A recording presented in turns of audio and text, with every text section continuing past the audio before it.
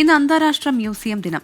മ്യൂസിയങ്ങളുടെ പ്രാധാന്യം, സമൂഹത്തിൽ അവ വഹിക്കുന്ന പങ്ക്, സാംസ്കാരിക കൈമാറ്റത്തിനും വിദ്യാഭ്യാസത്തിനും മ്യൂസിയങ്ങൾ നൽകുന്ന സംഭാവനകൾ എന്നിവ ഓർമ്മപ്പെടുത്തുക എന്നതാണ് ഈ ദിനാചരണത്തിന്റെ ലക്ഷ്യം.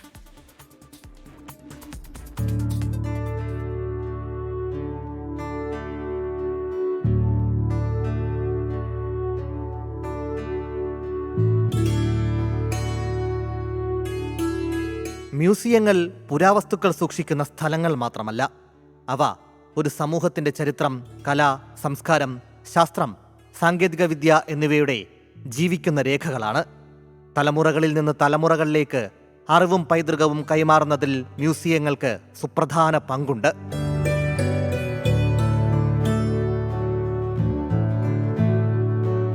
ഇന്ത്യയുടെ സമ്പന്നമായ ചരിത്രവും സാംസ്കാരിക പൈതൃകവും പ്രതിഫലിപ്പിക്കുന്ന നിരവധി മ്യൂസിയങ്ങൾ രാജ്യത്തുടനീളമുണ്ട്.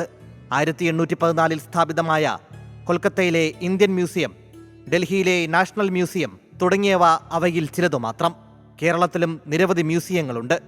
തിരുവനന്തപുരത്തെ നേപ്പിയർ മ്യൂസിയം, തൃശ്ശൂരിലെ പുരാവസ്തു museum, Tripunithura hill palace museum, Mattancherry Dutch palace museum എന്നിവ അവയിൽ ചിലതു മാത്രം. ചരിത്രത്തെയും സംസ്കാരത്തെയും ബഹുമാനിക്കാനും വരും തലമുറയ്ക്കായി അവ സംരക്ഷിക്കാനുമുള്ള ഏതൊരു ശ്രമവും അഭിനന്ദനീയമാണ്.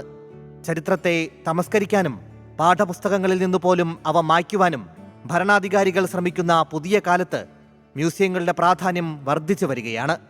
അറിവിൻ്റെയും പ്രചോദനത്തിൻ്റെയും സർവോപരി തെളിവുകളുടെയും കേന്ദ്രങ്ങളായി അവ നിലനിൽക്കട്ടെ.